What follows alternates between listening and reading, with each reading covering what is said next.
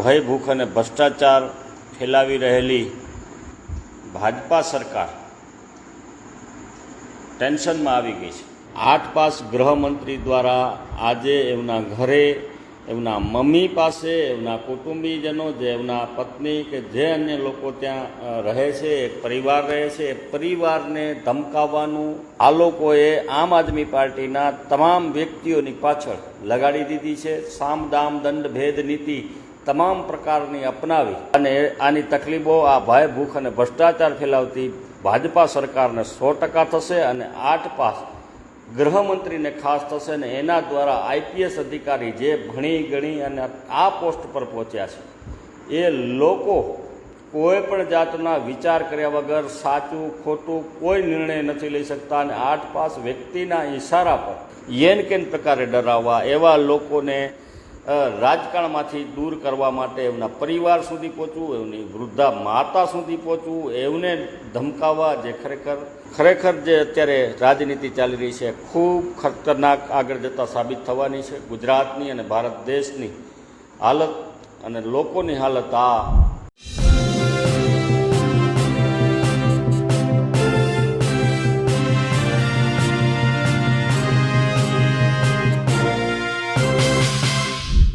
જ્યારથી સ્થાનિક સ્વરાજ્ય ચૂંટણીનો તારીખો જાહેર થઈ છે ત્યારથી આમ આદમી પાર્ટી સતત ભાજપ ઉપર આરોપ લગાવી રહી છે કે તે તેમના કાર્યકર્તાઓને, તેમના નેતાઓને, તેમના ઉમેદવારોને સતત ડરાવી રહી છે, ધમકાવી રહી છે। તેમના ફોર્મ ન ભરાય, તેમના ઉપર કોઈને કોઈ પોલીસ કેસ કરવામાં આવે, સાથે પોલીસ સાથે ગઠબંધન કરીને સતત આપને અટકાવવાનો પ્રયત્ન થઈ રહ્યો છે। કચ્છના નેતા છે આમ આદમી પાર્ટીના સંજય બાપટ, તેમણે સોશિયલ મીડિયા ઉપર સીધી રીતે આવીને આરોપ લગાવ્યો છે કે ઉમેદવારો આમ આદમી પાર્ટીના તે ઉમેદવારી ન કરે, અથવા કરે તો ફોર્મ પરત ખેંચી લે, અથવા તો તેમના જે ડોક્યુમેન્ટ છે એ પોલીસ વેરિફિકેશન નથી કરી રહી, તેમાં વિલંબ કરી રહી છે। એટલે છેલ્લો દિવસ હોવાથી સતત તેમના કાર્યકર્તાઓને હેરાન કરવામાં આવી રહ્યો તેવા આરોપ તેઓએ લગાવ્યા છે। નમસ્કાર, હું છું ચિંતામણી પુત્રેનિલ પટેલ, સ્વાગત છે આપનું અમારા કાર્યક્રમમાં। આવો સાંભળીએ સંજય બાપટ ભાજપ ઉપર, સ્થાનિક તંત્ર ઉપર અને હરસંઘવીની પોલીસ ઉપર કેવા ગંભીર આરોપ લગાવી રહ્યા છે। આમ તો ઘણા સમયથી, છેલ્લા 1-2 મહિનાથી, 3 મહિનાથી અને 2022થી ગણીએ તો 2022થી જ્યારથી આમ આદમી પાર્ટી સક્રિય રાજકારણમાં ગુજરાતની અંદર આવી છે અને આ સક્રિયતાના કારણે ભય ભૂખ અને ભ્રષ્ટાચાર ફેલાવી રહેલી ભાજપા સરકાર ટેન્શનમાં આવી ગઈ છે। એને જે એનું શાસન છે એ શાસન ક્યાંક ને ક્યાંક હાલક ડોલક થતું જોવા મળ્યું। એને એવું લાગ્યું કે સત્તા જે છે એ અમારા હાથમાંથી જઈ રહી છે, કારણ કે એને અત્યાર સુધી લોકો પર તાનાશાહી કરી છે, ગુલામ બનાવવાના પ્રયત્નો તમામ કર્યા છે અને આ જ પ્રયત્નોના ભાગરૂપે આમ આદમી પાર્ટીના જે પણ કાર્યકર્તાઓ હતા, એ હોદ્દેદારો હતા, જે સક્રિય છે, જે સક્રિયપણે રાજકારણમાં હતા, એ લોકોને ક્યાંક ને ક્યાંક ખોટા કેસોમાં ફસાવવાના ખૂબ બધા પ્રયત્નો થયા અને આ પ્રયત્નોના ભાગરૂપે આપણે સૌએ જોયું કે એમાં રાજુ કરપડાએ હોય, જે રાજુ કરપડા અત્યારે જેલમાં ગયા પછી જે રીતે એને ત્યાં ભાજપ સાથે સેટિંગ કરવું પડ્યું, પણ અમારા જે બીજા લડાયક નેતાઓ હતા એવા પ્રવીણ રામભાઈ મેર હોય, અમારા રાજુભાઈ વરખત્રિયા હોય, એવા ઘણા બધા નેતાઓ જે ગયા, ઘણા બધા કિસાનો ગયા, કિસાન આંદોલનો થયા, આ તમામ લડ્યા અને લડી અને તેઓ આજ પણ લડી રહ્યા છે। એ જ રીતે અમારું ઉભરતું નામ હોય આમ આદમી પાર્ટીનો એક ખૂબ જાણીતો ચહેરો હોય તો વિસાવદરના લોકલાડીલા એવા ગોપાલભાઈ ઇટાલિયા, કે એક ખૂબ મોટો ચહેરો કહી શકાય। ગુજરાતભરના તમામ પ્રશ્નો, તમામ જગ્યાના પ્રશ્નો એણે વિધાનસભાની અંદર ઉઠાવ્યા। વિધાનસભાની અંદર જે લોકોને ખબર નહોતી આજ દિવસ સુધી, એવી ઘણી બધી વસ્તુઓ એમણે અત્યાર સુધી બહાર પાડી અને આજે પણ આખા ગુજરાતની અંદર અને હવે તો ભારતની અંદર પ્રસિદ્ધ થયેલા એક સામાન્ય ઘરમાંથી આવતા વ્યક્તિ એટલે ગોપાલભાઈ ઇટાલિયા, અને ગોપાલભાઈ ઇટાલિયા વિસાવદર નહીં પરંતુ સમગ્ર ગુજરાતની અંદર ખૂબ સારું કામ કરી રહ્યા છે, ખૂબ લોકચાહના મેળવી છે. અને આવા જ જે લોકચાહના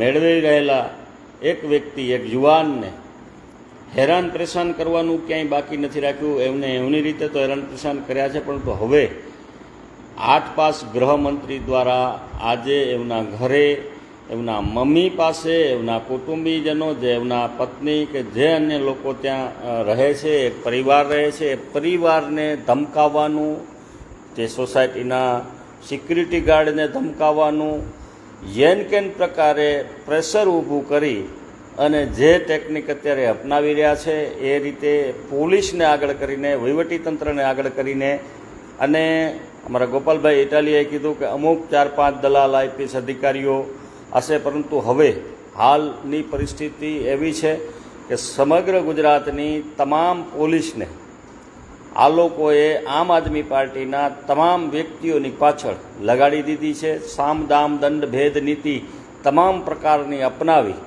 સાથે સાથે ગુંડાઓ જે છે, જે બુટલેગરો છે, જે ખનીજ ચોરો છે, અલગ અલગ પ્રકારના જે ગેરકાયદેસર ધંધાઓ સાથે સંકળાયેલા છે, તમામને આમ આદમી પાર્ટીના કાર્યકર્તાઓ પાછળ બહારથી આવી અને આમ આદમી પાર્ટીને સપોર્ટ કરી રહ્યા છે. અન્ય જગ્યાના, અન્ય પ્રાંતના, અન્ય રાજ્યના જે લોકો છે, કાર્યકર્તાઓ છે આમ આદમી પાર્ટીના, એ આમ આદમી પાર્ટીના કાર્યકર્તાઓને પણ ધમકાવવાનું, યેન કેન પ્રકારે એમના પર ખોટા કેસો કરાવવાનું, આ બધી ટેકનિકો અપનાવ્યા પછી જ્યારે એમને એમ થયું કે આ બધા તો હજી ડરતા નથી, લડી લેવાના મૂડમાં છે, અને એમના એક લડાયક અને નીડર એવા ગોપાલભાઈ ઇટાલિયા કોઈના બાપથી બી એમ નથી, અને એને ડરાવવા માટે શું કરવું, તો એને ડરાવવા માટે એમના ઘરે જાય છે. 65 વર્ષના એમના મમ્મીને ધમકાવવામાં આવે છે. સાવ હલકી કક્ષાની, સાવ નીચ કક્ષાની કહી શકાય એવી રાજનીતિ અત્યારે ગુજરાતની અંદર જોવા મળી રહી છે. ઇમરજન્સી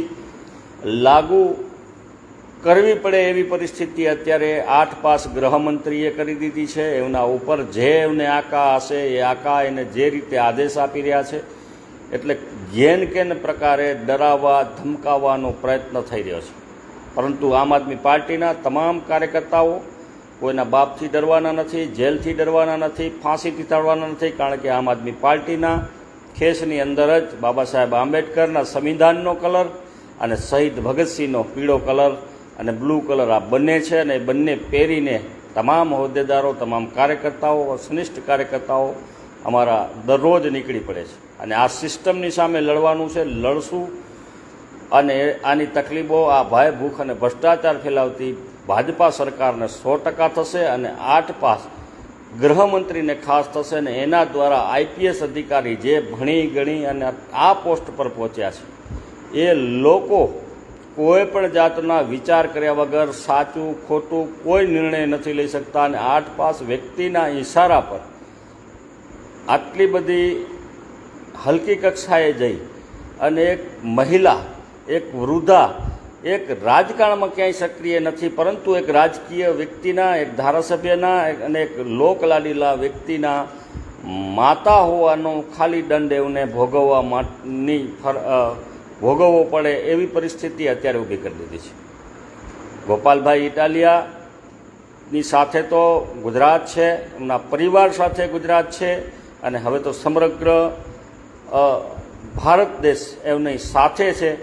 ત્યારે ખરેખર આ જે પરિસ્થિતિ થઈ છે, અને પરિસ્થિતિ ઇમરજન્સી તરફ લઈ જઈ રહી છે, એટલે આપણે સૌ કાર્યકર્તાઓએ પણ આમ આદમી પાર્ટીના આપણા જે પણ ભાઈઓ છે, જે ઈમાનદાર, કટ્ટર ઈમાનદાર વ્યક્તિઓ છે, જે લડી રહ્યા છે, લોકોના પ્રશ્નો ઉઠાવી રહ્યા છે, તમામના સપોર્ટમાં આપણે સૌએ રહેવું પડશે.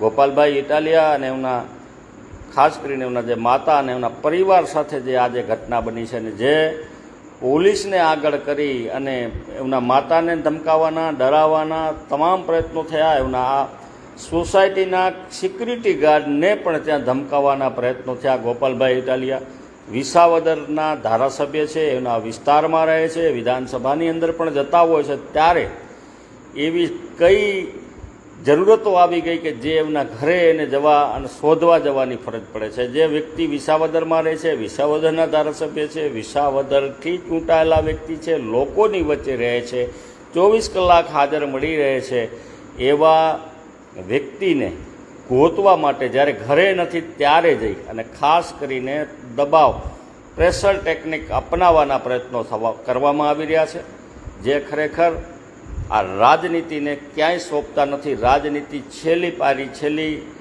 કક્ષાએ લઈ જવાના જે કામ અત્યારે ભાજપ સરકાર, ભાજપના લોકો, ભાજપના ગુંડાઓ દ્વારા અને ભાજપની ખાસ કરીને એજન્ટ બનેલી ભાજપનો ખેસ પહેરેલા અમુક પોલીસવાળાઓ અત્યારે કરી રહ્યા છે. ખરેખર ખૂબ દુઃખદ કહી શકાય એવી આ બાબત છે. અને આ ગુજરાતે અને ગુજરાતની જનતાએ આ બાબતે ખરેખર જાગવું પડશે. અને જે અવાજ ઉઠાવી રહ્યા છે, ગુજરાતના લોકો માટે જે અવાજ ઉઠાવી રહ્યા છે, ગુજરાતના નથી થતા એવા કામો કરાવવા માટેના જે પ્રયત્નો કરી રહ્યા છે, ખેડૂતો માટે લડી રહ્યા છે, દલિતો માટે, શોષિતો માટે, વંચિતો માટે, મજદૂરો માટે, રોજગાર માટે, આરોગ્ય માટે, શિક્ષણ માટે જે ખરેખર લડત ઉઠાવી રહ્યા છે, જે લડાયક લોકો છે, જે સાચી અને બંધારણની, સંવિધાનની જે વાતો કરી રહ્યા છે, એવા લોકોને યેન કેન પ્રકારે ડરાવવા, એવા લોકોને રાજકારણમાંથી દૂર કરવા માટે એમના પરિવાર સુધી પહોંચવું, એમની વૃદ્ધા માતા સુધી પહોંચવું, એમને ધમકાવવા, જે ખરેખર આપ સૌ સમજી શકો છો કે કેટલી હલકી કક્ષાની અત્યારે રાજનીતિ ચાલી રહી છે.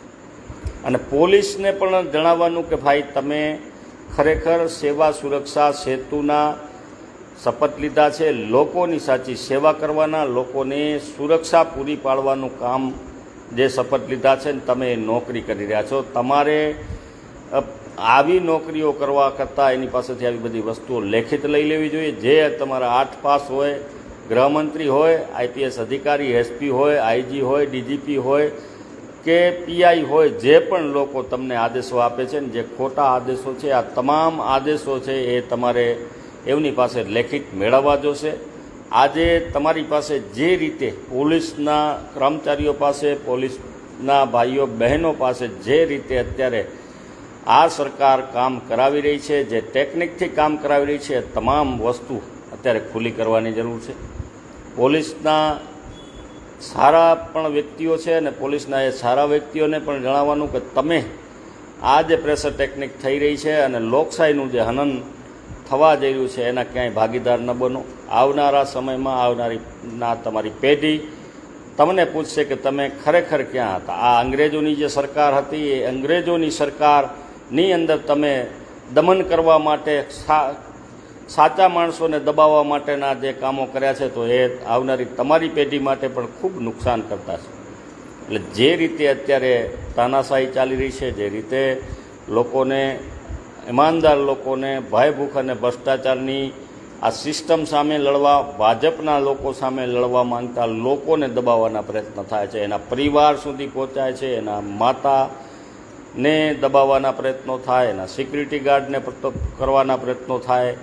મોરો આવવાની વાત કરતાં ગોપાલ ઇટાલિયા વિસાવદરની અંદર બેસે, વિધાનસભાની અંદર બેસે, ત્યાં નથી જતા અને માત્ર એમના પર પ્રેશર ટેકનિક અપનાવવા માટે એમના ઘરે જઈ અને દબાવવામાં આવે છે. ખરેખર આ હીન કક્ષાનું જે કામ થઈ રહ્યું છે, જે કાર્ય થઈ રહ્યું છે, ખૂબ દુઃખદ છે. અને આ દુઃખદ બાબત છે એ બાબત તમામ લોકો સુધી પહોંચાડવાના પ્રયત્નો થઈ રહ્યા છે. અમારા પર પણ અને અમારા અન્ય કાર્યકર્તાઓ પર પણ અલગ અલગ પ્રકારના કાવા દાવાઓ કરવાનું, અંદરથી કોઈકને કોઈક નવા ઊભા કરવાનું, પોલીસ તંત્રને આગળ કરવાનું, અમને હેલ્પ કરવા માટે આવેલા તમામ લોકોને ખોટા કેસો કરી અને એને ફસાવવાનું, આ તમામ કામો થઈ રહ્યા છે. ગઈકાલે જ અમે કલેક્ટરશ્રીને પણ મળી અને પારદર્શકતાપૂર્વક આ ચૂંટણીઓ થાય, પારદર્શકતાપૂર્વક ચૂંટણીઓની અંદર ઉમેદવાર ઊભા છે એ તમામ ખેલદિલીપૂર્વક લડી શકે એ માટેની પણ વાત કરી. પરંતુ ક્યાંક ને ક્યાંક આ વહીવટી તંત્રમાં બેઠેલા તમામ સરકારી બાબુઓ પણ અત્યારે આ સરકારની ક્યાંક કઠપૂતળી બની ગયા છે. કોઈક ને કોઈક એવી પ્રેશર ટેકનિક, એવું દબાણ આ બધાએ આઈએસ આઈપીએસ અધિકારીઓ પર પણ કરવામાં આવી રહ્યું છે. ખબર નથી પડતી કે એ લોકોના કયા એવા રાજ આ લોકો આ સરકાર પાસે, આસપાસ ગૃહમંત્રી પાસે છુપાયેલા હશે કે જેના કારણે આઈપીએસ અને આઈએસ અધિકારી જેટલું બધું ભણ્યા છે, ગણ્યા છે, શીખ્યા છે, એ તમામ વસ્તુ જાણે છે, છતાંય અત્યારે એ લોકોના ઇશારે એને કામ કરવું પડે છે. એટલે આ ખૂબ દુઃખદ બાબત છે અને એને હું સખત શબ્દોમાં વખોડી કાઢું છું. અને આજે ખરેખર જે અત્યારે રાજનીતિ ચાલી રહી છે ખૂબ ખતરનાક આગળ જતાં સાબિત થવાની છે. ગુજરાતની અને ભારત દેશની હાલત અને લોકોની હાલત આ અંગૂઠા છાપ સરકારમાં બેઠેલા લોકો કરશે.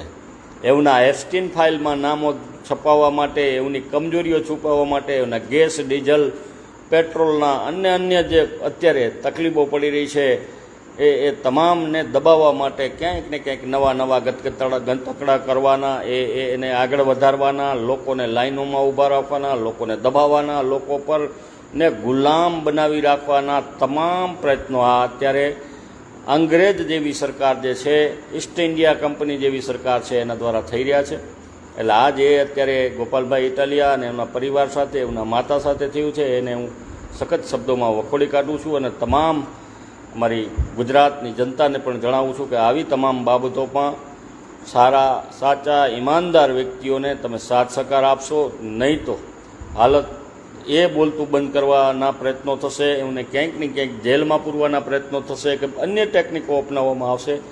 તો એ ગુજરાતની જનતા માટે, ગુજરાતના ખેડૂતો માટે, ગુજરાતના વંચિતો, દલિતો, શોષિતો, શ્રમિકો તમામ માટે ખૂબ ગંભીર પરિણામો લાવવા જઈ રહ્યા છે. અને આ ઇમરજન્સી તરફ લઈ જવા માટેના જે પ્રયત્નો અત્યારે સરકાર દ્વારા, એના 8-5 ગૃહમંત્રી દ્વારા કરવામાં આવી રહ્યા છે એ તમામને હું સખત શબ્દોમાં વખોડી કાઢું છું. વધારેમાં વધારે આ વિડીયોને આજના દિવસ માટે ગોપાલભાઈ ઇટાલિયા, એમના માતા, એમના પરિવાર અને ગુજરાતનો જે અવાજ છે એમના માટે વધારેમાં વધારે શેર કરશો. જય હિન્દ, જય ભારત. સંજય બાપટની વાત સાંભળીને આપને શું લાગે છે જરૂરથી અમારા કોમેન્ટ બોક્સમાં કોમેન્ટ કરજો. એ સિવાય અમારી યુટ્યુબ ચેનલ લાઈક કરો, સબસ્ક્રાઇબ કરો, બેલ આઇકન દબાવો. સાથે અમારી વેબસાઇટ છે www.gujaratplus.in, ત્યાં પણ જઈને તમે વધુ અપડેટ થઈ શકો છો. અત્યારે માટે બસ આટલું જ. નમસ્કાર.